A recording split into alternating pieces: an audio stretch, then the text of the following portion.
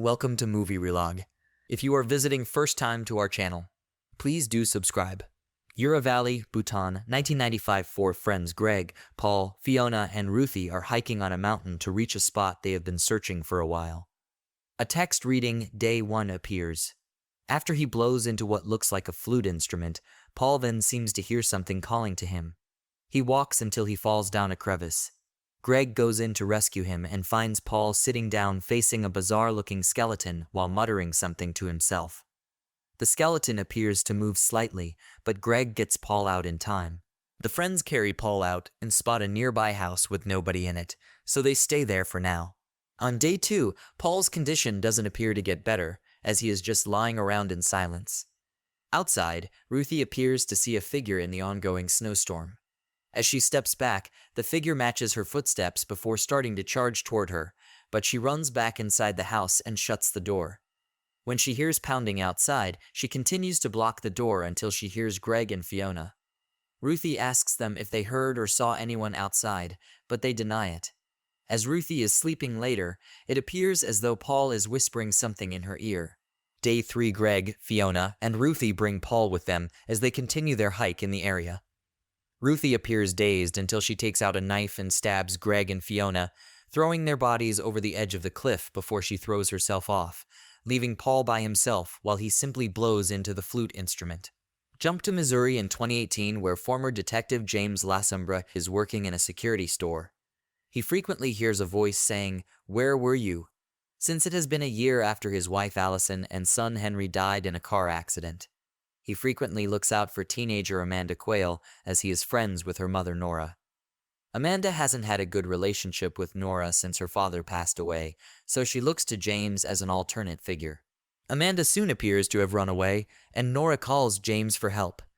They find a message on her mirror written in blood, "The empty man made me do it." After official detectives take on the case, James decides to do a little investigation of his own. James visits the high school to find Amanda's friend Devara Walsh.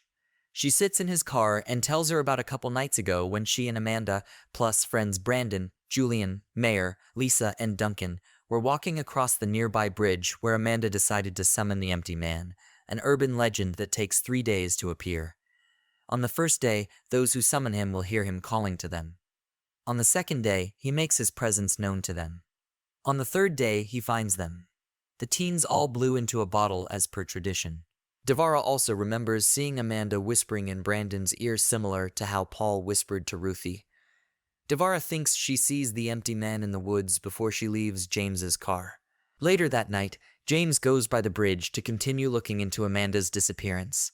He finds the bottle that they were using, and he blows into it. James then walks down a ladder that leads underneath the bridge, where he comes across the hanged corpses of Brandon, Julian, Mayer, Lisa, and Duncan. The same message from Amanda's mirror is also written.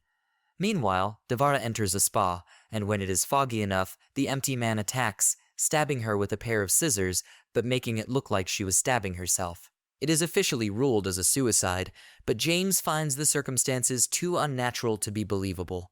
It is now Day 1 for James. He looks further into the origin of the empty man. He reads into a cult called the Pontifex Institute that has beliefs originating from places like Bhutan, which would explain how the four friends came across empty man there. James goes to the Institute's location, where leader Arthur Parsons' Stephen Root speaks before a whole crowd. Afterwards, he talks to James and references empty man, referring to him as an entity that provides his followers with what they desire as long as they do his bidding. Day 2, James starts following people associated with the Institute. He is led to a hospital where an older Paul is sitting in a vegetative state, but the people entering his room appear to be bowing and chanting something to him. The other detectives chastise James for getting involved in the case when he is retired. He later visits Nora, who is still worried about her daughter. James asks her if Amanda knew about the two of them apparently being together, but Nora says no. James is led into the woods where he finds what looks like the entire cult hooded like empty man, stepping toward him closer and closer before they chase him. James runs to his car and escapes from the cult. On Day 3, James finds Amanda, who is acting under the influence of the cult and empty man.